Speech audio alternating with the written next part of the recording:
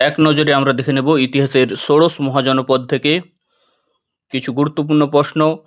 আগের দুটো পার্টে আমরা বেশ কিছু গুরুত্বপূর্ণ প্রশ্ন দেখে নিয়েছি।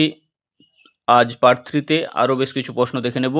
প্রথম প্রশ্ন, নন্দ রাজবংশ ছিল? উত্তর হয়ে যাবে অক্ষত্রিয়।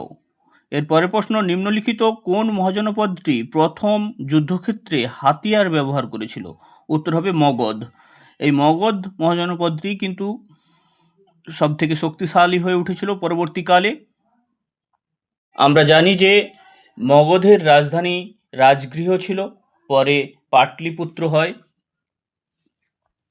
এর পরের প্রশ্ন, নিম্নলিখিত কোন ধাতুটি খ্রিস্টপূর্ব 6ষ্ঠ শতাব্দীর পূর্বে প্রচুর পরিমাণে মজুদ ছিল? উত্তর হয়ে যাবে লোহা। এর পরের প্রশ্ন, সাম্রাজ্যবাদের যুগ, এজ অফ ইম্পেরিয়ালিজম, কোন রাজবংশটির সূচনা হয়? সাম্রাজ্যবাদের যুগে কোন রাজবংশটির সূচনা হয়? উত্তর হয়ে যাবে নন্দ। পরের প্রশ্ন, 326 খ্রিস্টপূর্ব আলেকজান্ডারের সিন্ধু নদ আক্রমণের সময় তক্ষশিলার শাসক ছিলেন? উত্তর হয়ে যাবে অম্ভি। এর পরের প্রশ্ন, প্রদত্ত কে বা কারা গৌতম বুদ্ধের সমসাময়িক ছিলেন? উত্তর হয়ে যাবে উপরিউক্ত সকলেই।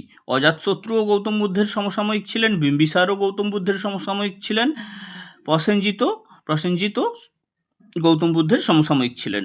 এর পরের প্রশ্ন, ভারত আক্রমণের সমানুযায়ী ঊর্ধ্বক্রমে সাজাও।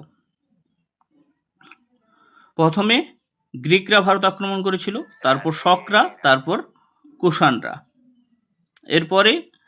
পরের প্রশ্ন, স্তম্ভ মেলাতে দিয়েছে, রাজা দিয়েছে আর রাজ্য দিয়েছে।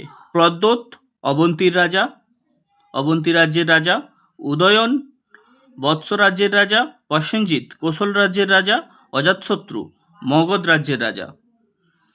Thank you. ভিডিওটি যদি ভালো লেগে থাকে চ্যানেলটি সাবস্ক্রাইব করে এবং ভিডিও